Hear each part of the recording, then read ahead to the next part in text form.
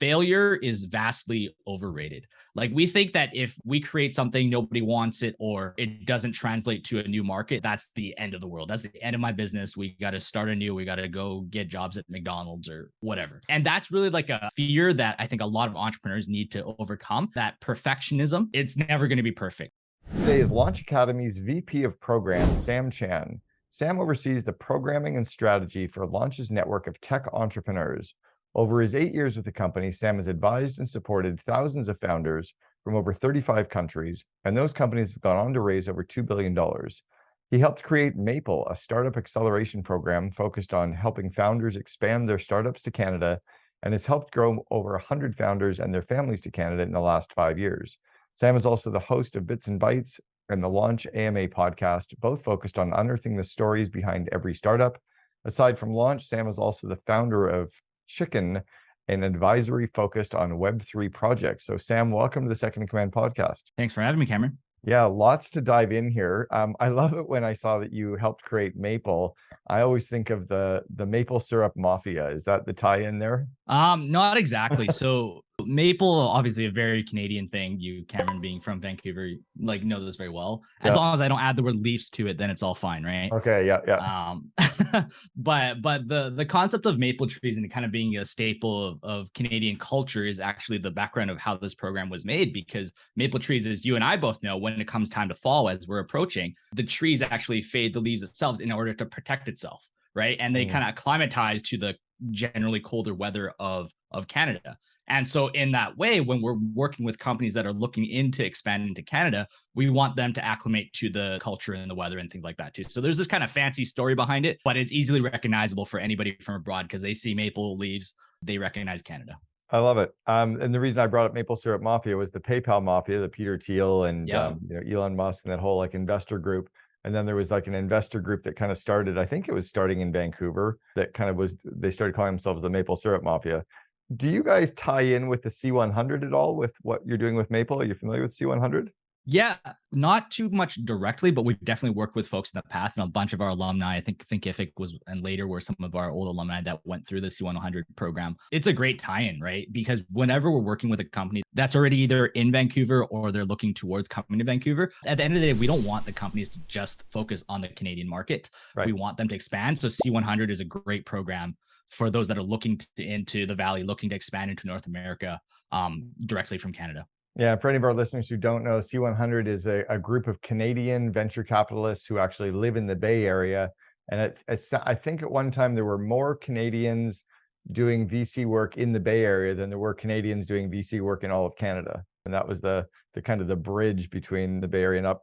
Now, you just kind of like, oh, gee, shucks, that one of your portfolio companies was Thinkific. They are a legit billion-dollar valuation company, or they were during their IPO stage. Greg Smith from Vancouver and Miranda, who's his COO. She's a former CO Alliance member. Walk me through what your tie-in with them was, and how did you help them in the early days? Thinkific was one of our day one members. So we kind of have to walk the story all the way back to the beginning, the genesis of Launch Academy. Sure. And really what it was is there was 5 co-founders back in the day, and they were all founders of their own startups. I was not one of the co-founders, just to be extremely clear about that.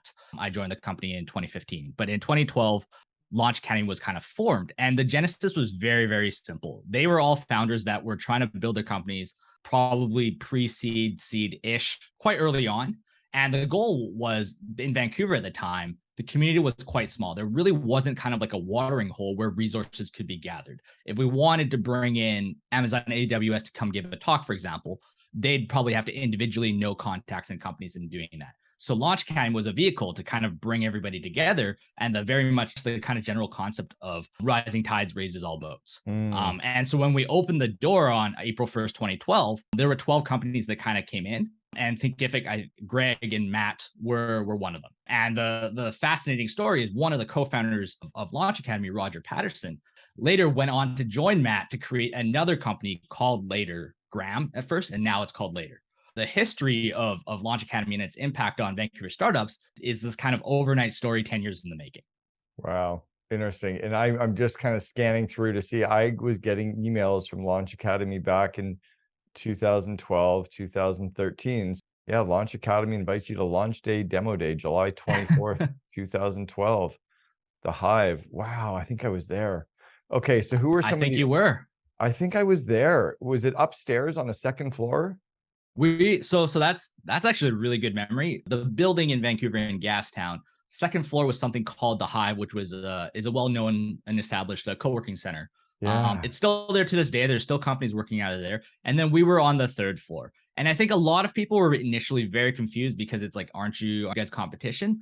But not exactly, because what we were trying to do is very much focused on startups and growth and programming, right? We did have co-working desks available for our entrepreneurs and our members and our founders, many of which, like, you know, the names of them we've just talked about. But the point wasn't to rent out desks. The point Mhm. was that we could gather these kind of really smart minds and they could solve problems together. And then because of that, whenever there's a VC, or we had Travis from Uber who came in and he was here for TED, but he came and gave a talk to our members. So it became a central point for people to kind of hop in and out as they're meeting different people, kind of this inflection point.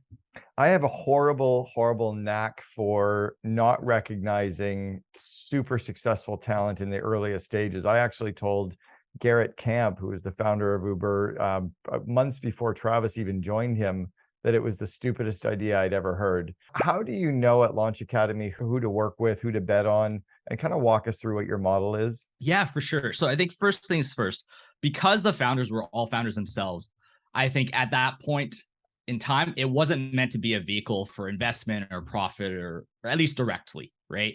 And so the goal with Launch Academy from day one was really, how can we create something that's for founders by founders that helps founders, but doesn't dilute their shares, especially when they're super early on.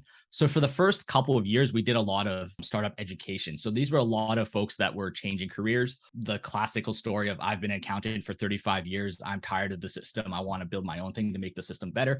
We worked with a ton of people like that that have kind of gone through kind of the ranks and are now starting their first company. Maybe they're 40, 50 years old even. And so that happened a lot in 2015, and which is coincidentally when I joined the company, but not because of it. That's when we also launched our conference focused on growth called Traction. We partnered with a great company called Boast.ai, and together we kind of built the Traction conference to become a landing spot for Canada, an excuse for CEOs, CXOs to come to Vancouver and learn about growth.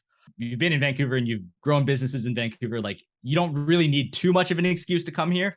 But for a lot of folks, it was just that extra nudge.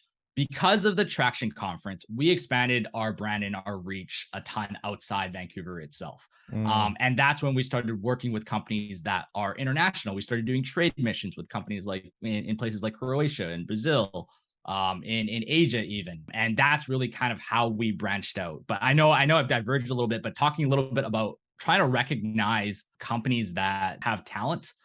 What happens is, in all of our programs, we have community programs similar to something like On Deck, for example, where people can join and they receive programming, they receive mentorship, and they meet other people in the system. Really, I think comes down to a couple things. I think the major thing for us is because we're not investing in the company, we're not always looking at their LTVs or their cost of acquisitions. That's great, and we want to know that you have the capability to do those things. But for me and my team specifically, I look for three traits. One is the curiosity. So when we talk about curiosity, is, are the founders wondering things about the problems that they're solving? Like, are they genuinely curious about it? Are they looking at it just as a vehicle for cash grab and they see arbitrage in the moment? Hmm. Or do they actually want to dig deeper and find out, why hasn't anybody solved this yet? What am Interesting. I missing in the way that I'm solving it? It's kind of like Right. the core So that's purpose side. Okay. exactly. So that's the first thing. So curiosity alone obviously doesn't build Yeah. a company.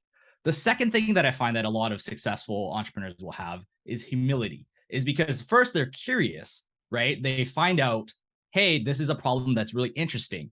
But then they go to the source. They go to Sam, they go to Cameron and ask them, hey, why haven't you done things in a different way? Why are you still doing things the old way? And they're humble enough to accept the answer isn't, oh, I just need to download this guy's app. They're observant enough to understand that whatever demographic or market that they're trying to serve in, that's the way they do things. And how can we supplement a solution to the problem without being argumentative? Right. And so that part is really key for a lot of entrepreneurs, because a lot of people, because when we start building, we get tunnel vision. We think our solution is the best. Why doesn't other people just use my solution and pay me? Right. That's Yeah. kind of the tunnel vision that we often get Yeah. when we're building. But that humility allows the solution to be morphed to the actual demographic that companies are trying to build. Got it. And then the third piece is tenacity. So that's knowing when to step on the gas, when to, be humble enough to admit like, hey, there's no market for this. We need to put a pause on it and we need to look in a different direction. Obviously, the way I'm spelling it out sounds like, oh, this is like the go-to strategy. But of course, all three of these things are very, very hard. I love the tenacity part and then the knowing when to quit as well. Because the tenacity, that dog-like work ethic to get over, under, around any obstacle put in their path is one side. But then at some point it is like, are you the fly just trying to get out the window when you're not going to get out the window, right? How do you tell them or suggest to them, or do you even get involved to tell them when it's dead, when it's not going to happen? Or do you just try to show them, or do you stay out of their way and let them figure that out for yourself in case you're wrong? I've talked to a ton of companies over the years in many different aspects. A lot of times people know it.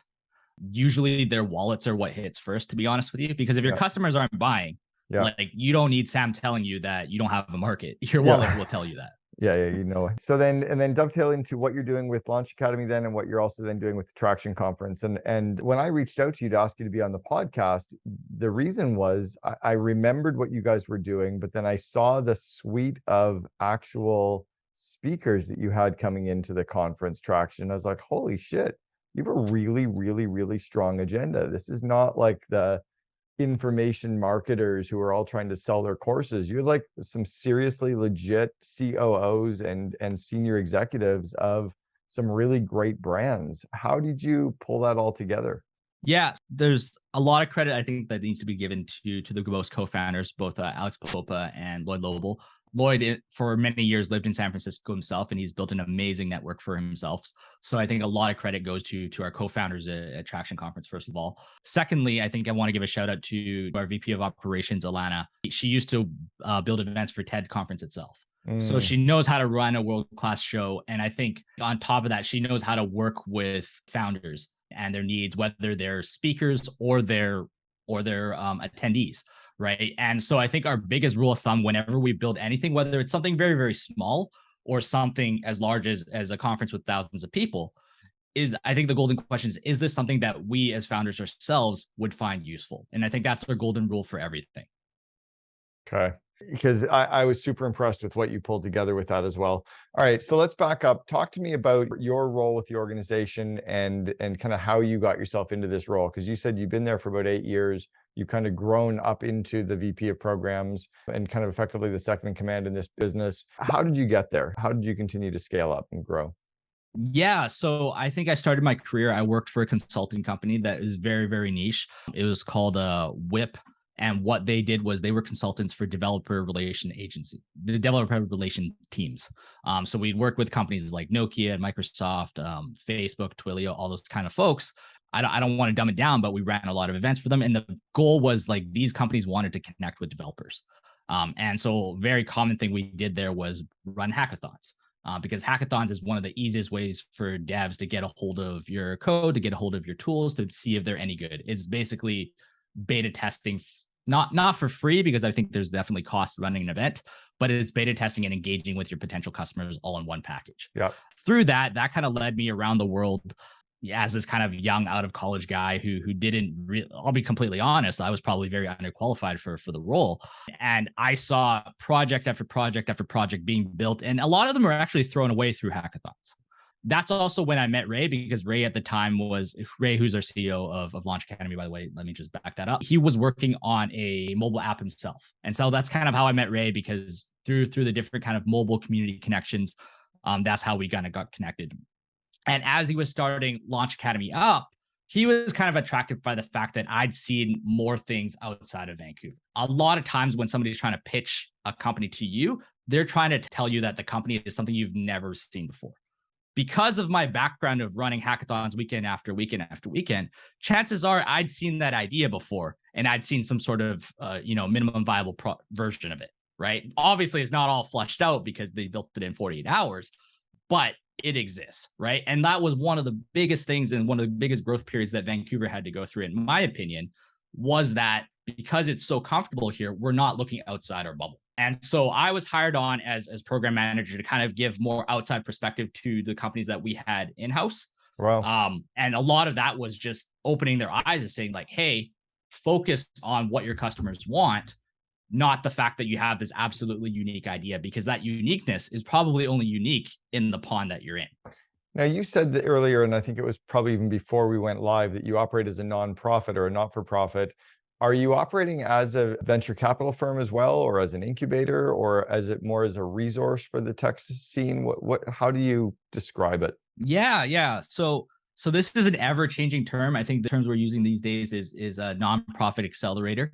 At the end of the day, the goal is very simple. We want to help founders grow. And I specifically use founders and not companies because we invest our time and our energy into building founders. A Right. lot of the companies that went through on the early days, the companies that they applied with are not the companies that you now know as Thinkific and later and so on and so forth. They were very different projects. And a lot of times that involves creating a safe space for them to fail.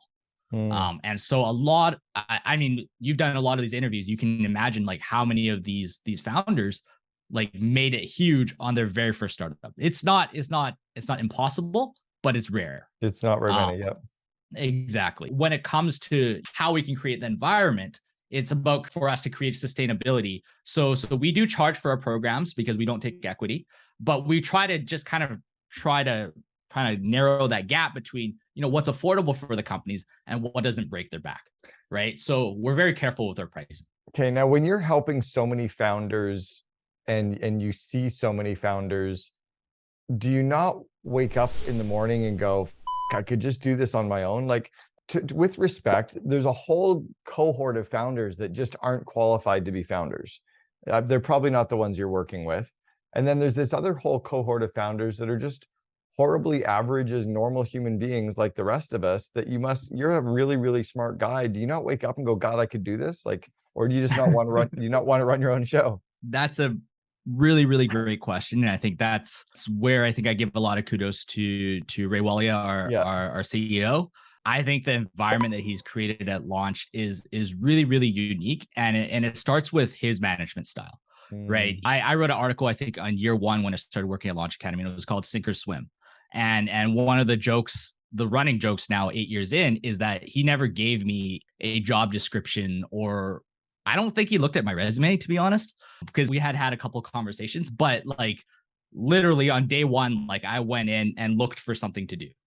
Right. And we do this a lot with a lot of our company, not the looking for something to do part, but where we kind of give them just enough work so they get a taste test and we see what they can create. The joy that comes with my role now, and I think a lot of people are surprised that I'm still here 8 years in, and like yourselves, like, hey, why don't you go do something yourself, or why don't you join a different place, is because I think I get a lot of job satisfaction out of Yeah. the fact that we're making macro impact. Yeah. Right. So the companies that we're working with, both the companies that we're literally importing from all 6 continents of the world into Canada, like these people are going to collectively change the world. Yeah. I could create something small on my own. Maybe it's a lifestyle business. Maybe it's venture backed, right? But that silo is not the same impact that we can make, again, collectively. And I think that's what kind of motivates me to kind of keep on going. Well, it's interesting because if I think about our COO Alliance, so we have members that are all seconds in command, like you, from 17 countries around the world. We've got members, and a bunch of them are brands that you know the names of as well. But none of them, like 98.9% of them, have no desire to ever be an entrepreneur. They none. Like they're super happy just being and getting to run the companies they run. Again, some that we know the names of, like 15Five and Bumble, and like some cool brands that those second, Sheryl Sandberg, the queen bee of COOs, never wanted to be a CEO. She just wanted to run Facebook for Mark. So I get it why you're there. I was just curious whether that entrepreneurial seizure was knocking at your door ever, but for sure. And I think something that's special about the small team we've created is they all have kind of what we call side hustles, right? So when you talk enough about, how to create, how to build a brand, how to build a business, I think you have to scratch that itch a little. And like we talked about, I think just before, like you have a little bit of an art collection. I love to collect sneakers. I'm learning now to collect art, and that's starting with NFTs and Web3 and all this kind of stuff. So we do find outlets to scratch our itch.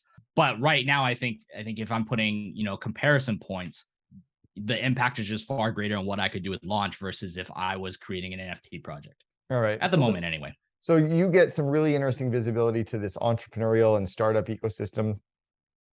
What advice do you find yourself either you giving as kind of the second in command there, or within launch or even at Traction?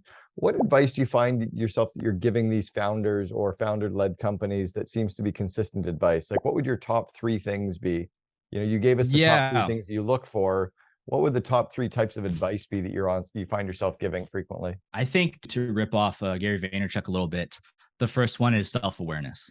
I think that anybody that I'm lucky enough to work with here at Launch, and all the companies that whether they're applying for companies or applying for programs or whatever it is, they're usually very, very smart in some things. And understanding what those things are, using that as a strength, and then also recognizing the parts that you need help. And so with needing help, that's where something like Launch comes in. When we have 10 very smart people around the room, they're not all going to be smart at the same thing, Yeah. right? They're not going to all have shared experiences. They'll have likeness, but not the same, right? So you really need to find that community of support. Some of the support is going to be within your internal team, but some of that support has to be outside of your team. The masterminding is huge. Exactly, right? Like right now, we're in the middle of a pretty tough period in terms of business, and macroly, it doesn't look great. A lot of companies are talking about, is it time to downsize their teams? These aren't issues or discussion points that you want to discuss literally with all the members of your team in a very open and I don't know what I'm doing manner, right? You want to be decisive. And so that's where, what is your community that you can kind of go to these unclear thoughts, these unresolved thoughts? Who are those people that you're going to? And that's really what I'm trying to create now at Launch with our Launchpad program. Is we want to be that watering hole you go to be a safe place to where you don't have answers yet. Okay, so we've got kind of that introspection of themselves and the understanding themselves. What's the next thing you look for that's common? The next thing that's common is be ready to fail. And what I mean by that is, and this is something that kind of cursed me early on as I was creating different projects and things like that. And again, back to kind of Ray's management style of autonomy, is he allowed me to build things that didn't work. And I think the big takeaway, and probably what I'd tell myself if I was younger, is that failure is vastly overrated. Like, we think that if we create something, nobody wants it, or it doesn't translate to a new market, that's the end of the world. That's the end of my business. We got to start anew. We got to go get jobs at McDonald's or whatever. And that's really like a fear that I think a lot of entrepreneurs need to overcome, that perfectionism. It's never going to be perfect at any part, whether it's pre-seed, seed, series A to a public company, as you're probably very familiar with, you're always going to have headaches. Things are always going to go wrong. And so it's just about getting past that part and learning to see that failure can be part of the solution in a long-term setting. Great. I remember one of my early mentors used to say that it's all about bobbing and weaving. It's kind of like, oops, that went wrong. Oops, that went wrong. As you kind of bob and weave towards success. And what would the third thing be? If you had a third kind of commonality that these founder-led companies struggle with? The third thing, it kind of ties back into the first two, but I think you want to create an environment where you enjoy your lives. And I'm using that very, very broadly, because I think it's more than just being a founder yourselves. And we're not investing in the companies, right? We will work with a services tech company. We will work with what we call lifestyle businesses. So just for those in the audience that aren't fully familiar, lifestyle businesses are usually businesses that VCs are not as interested in because they're not going to grow 100x or 1000x. But for a lot of founders, that's the right choice for them. Yep. Maybe they don't want to get bogged down in board meetings or have advisory meetings all day long. And it does tie back into that whole self-awareness thing, right? That's interesting. But for sure, like with these founders, a lot of times they feel this unknown pressure, even if and a lot of times it's not coming from their investors or family members. It's societal and the buzz of what we read, right? Exactly. And it's knowing what is enough for you, and like, are you dreading going to work, even though it's something you built, or are you actually enjoying it? I love that, because it's interesting, because if you're in the VC community or you're raising money, yeah, the push is build, or if you're in the VC, it's build or bust often, which is a really, really sad, this is also our life. Look, at the end of the day, none of this shit matters. We die. There's a great book about that called Small Giants, and Bo Burlingham was the writer of Small Giants, but it talks about people that build these amazing companies that give you amazing lives. And There's absolutely nothing wrong with that. And I'm glad you actually have a space in your programs for those people, because you're not driving them all towards just build or bust. The other one, when you talked about your first point, there's a great book from years ago called Leadership and Self-Deception, which talks about self-awareness and leaders really truly understanding. It was something I really struggled with when I was the COO at 1-800-GOT-JUNK, is I was often bumping into myself and not noticing the things that I was doing wrong inside of the organization. And that book was really helpful for me as I scaled as the COO back at 1-800-GOT-JUNK days. All right, let's talk about your growth, Ray. Where have you had to grow, yourself and your skills as you've scaled? And I want to talk to you a little bit about you and Ray as well. Yeah, for sure. So I think one of the things for sure is when I started out, I was definitely risk adverse. I think perfectionism, like I'm not like I talk about it, but I'm not like immune to it. I think just understanding that we're going to build things and not everything is going to work out. When we built that Maple program, and I was talking to a company from abroad, and they agreed, like, yeah, we're going to join your program and we're going to pay you this money and you're going to help us move to Canada. It all felt so surreal to me. But if I hadn't taken that call, like none of the following things would have happened. Right. And so that really is the first thing that I think I learned and I grew. And the second thing is a little bit of imposter syndrome. Right. And so when I mentioned that, I'm really blessed to be in a position where I get to talk to really, really smart founders. And even like I'm sitting in this room with you, Cameron, like that's a blessing to me, frankly speaking. I'm not just trying to, brush you up for your show. But like I really enjoy having these conversations with people and learning their journeys and figuring out how they kind of navigated their lives, both mentally and as they growing their business, growing their staff and all that kind of stuff. At the same time, as you mentioned, like I've never built anything on my own. I've never raised money myself for my own venture. So there's a lot of doubt that can come in through the days as you're building out these things. And the battle is constant, because at the same time, when I write down my bio and things like that, I've talked to thousands of entrepreneurs. I've watched them grow. I've watched them fail, and other people can learn from that too, right? So one of our models is everybody has something to learn and everybody has something to teach. So that's just something that I have to constantly remind myself. I love that. How do you think you got over the imposter syndrome? And I'm going to share something after you tell me what you did to get through it, but how did you get over it?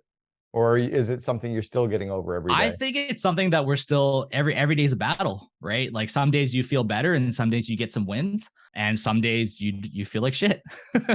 It's funny. I've been paid to speak now on state over 800 times. I've been paid to speak in 26 countries. And I've also been paid to speak on every single continent, including Antarctica. I was paid to speak in Amazing. Antarctica in January.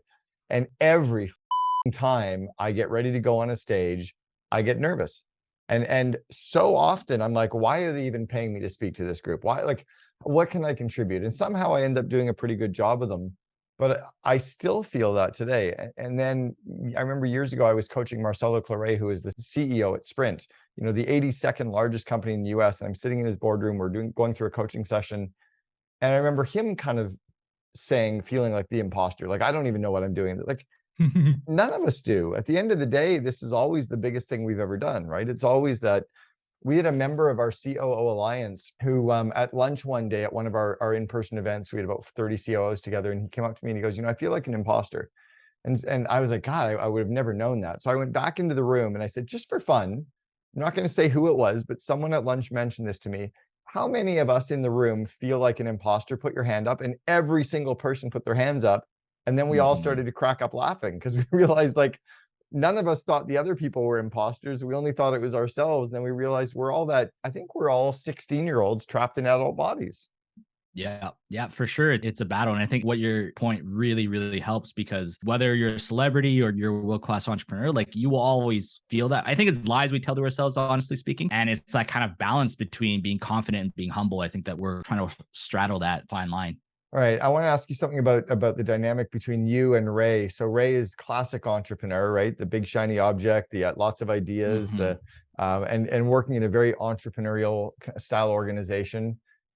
How do you apply the brakes to his gas? And how do you work with his style that is probably slightly different than your style? What have you guys learned in terms of the dance and the yin and yang between the two of you? Yeah. So with a lot of CEOs, I think what's really important about them that we probably haven't talked about yet is they need to be vision casters. The mission and the vision, I'm sure these words I'm not the first person to mention it on the show, but when you're running that company and you're in that title, we're really looking towards you to kind of drive it. You're not the only person that makes that happen, but it has to come from a tip of the spear. And the CEO, in my opinion, is the tip of that spear. From my perspective, like I'm very happy not letting Ray, but like having Ray be that tip of the spear and allowing him to be bold, to dream things that we didn't think were possible. Like if you had told me 5 years ago we'd work with companies in every single continent, I would have showed you to shut the front door. Right. So like that's really, really important. Where I think my role comes in and to complement him is I purposely do things that are not scalable. And that's where I kind of pull him back because I know for Ray to get to the top of the mountain, or for Launch Academy to get to the top of the mountain, it has to start with 1 foot at a time. Right. And so that forcefulness, where in this situation, Ray is pushing me to think a little deeper, think a little longer, I'm keeping him grounded in the sense that he knows that, for us to get there, we got to do all these kind of 1,000 little micro things for us to get there. And that's, I think, really interesting for the team to watch from a third party perspective, because they kind of have to live between the both of us. Right. And so that's kind of the dynamic. It's kind of like mom and dad, right? How do you guys have, date night? What do you and Ray do to stay on the same page and to stay connected?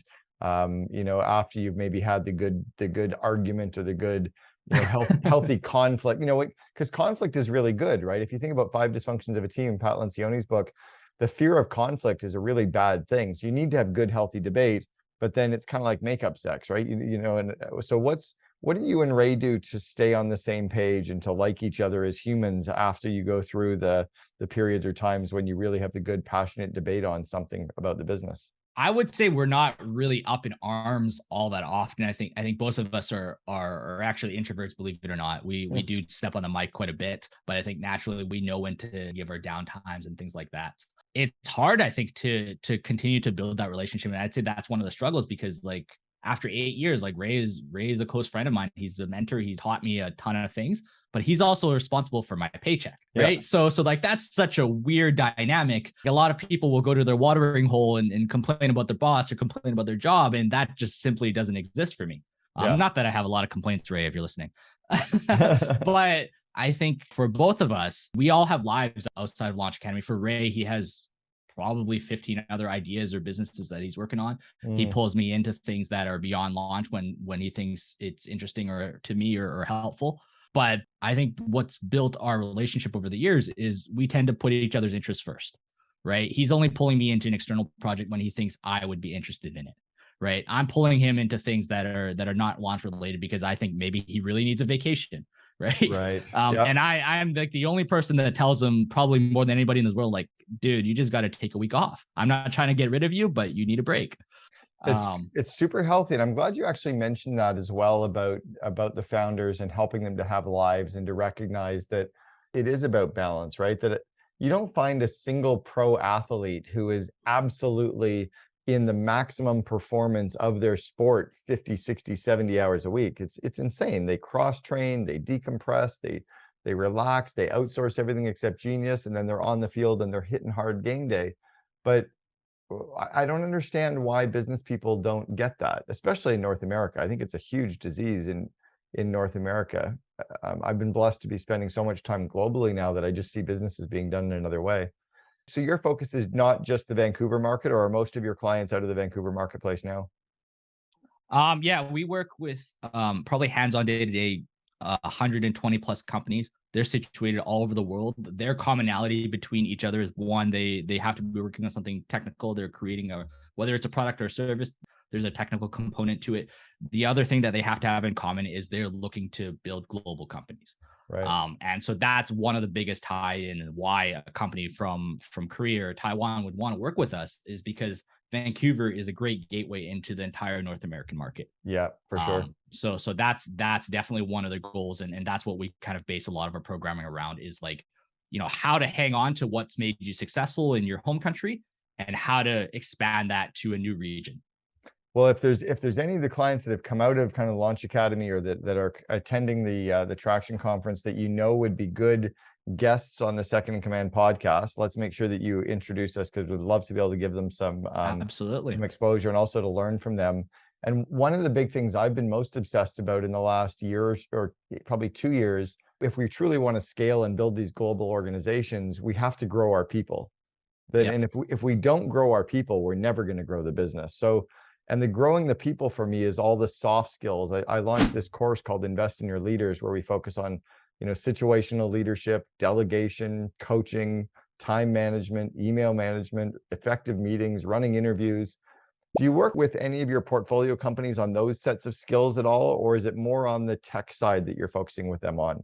I think it's definitely a little bit of both. And frankly, because specifically with the Maple program, we're basically tied to these companies for the next 3 years of their lives and our lives. We go deeply personal. And that's something that I'm pretty proud of because our team just seems to care more than, I don't want to make it like comparative, but they seem to care more than anybody that I've met. It's not just a matter of, hey, we'll make sure that your company's doing okay and we're connecting you with the Camerons of the world and things like that. They'll go out of the way and they'll talk to their spouses. Maybe their spouses need health care or daycare or they need to find work on their own. So we're creating secondary services because we know at the end of the day, like to use like I guess it's only one gender, but like happy wife, happy life. I needed the pun, so I needed to use that.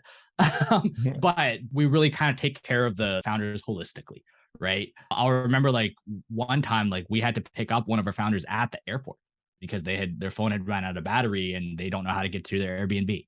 Those aren't going to be in our program specs, but at the end of the day, it's to acclimate the companies as much as possible. So that could involve working with their teams, making sure that I think a big topic right now is the concept of hybrid working, which especially when you have a global workforce and you have half your team back in India and you're now living in Vancouver, how do you manage meetings, Yeah. right? And what are ways to mitigate? Maybe it's less meetings, maybe it's a different environment of meetings. And I think right now we're in a period post COVID where a lot of it is frankly trial and error, Yeah. right? And collectively, if our group of companies can trial and error faster, we're going to figure that strategy out. I love it. Well, or mastermind together, right? So you can share the ideas and resources together. We have by the time this airs, it'll already be completed, but we have a CO Alliance event that we're running over the next 3 days in Scottsdale. And it's all about building a world-class culture post-COVID because Yep. culture is no longer everybody coming into a physical office space. If you were going to give yourself some advice, the 21, 22-year-old Sam just getting ready to kind of launch out into his career, what advice would you give yourself back then that you know to be true today? I think I've touched on a little bit of it, but I think the overall message I think is dream bigger. The global business today I think is very different than when I started my career. Business is the same at the core everywhere in the world. Yeah. There's a problem that you're trying to solve and you have a spin at trying to solve it. Right. And to do that, you'll need lots of support. You'll need a community. You'll need customers. Sometimes you'll need investors. And you'll need to build a team that enjoys working with you and you enjoy working with them. The basic pieces are always the same, right? It doesn't matter whether you're at Launch Academy or YCOM or Harvard Business School. It's the same lessons. I think that message to younger self, even at that age when I don't have the experience yet, the crux of it is the dirty secret of business is there's no secret. Yeah, I love the whole dream bigger. And the reality is business is extraordinarily simple. I think we often overcomplicate it. Yeah, for sure. Sam Chan, the Vice President of Programs at Launch Academy and Traction Conference. Thank you so much for sharing with us on the Second Command podcast. No problem. It's a pleasure being here. You can't build a great culture by ripping into each other and allowing other people to rip into each other. Because as soon as they actually realize that that's okay, then all of a sudden you got a bunch of people around, and then that just starts to really ruin the beauty of a culture, and productivity starts to fail, and people aren't happy. And if people aren't happy and motivated, they're not going to thrive.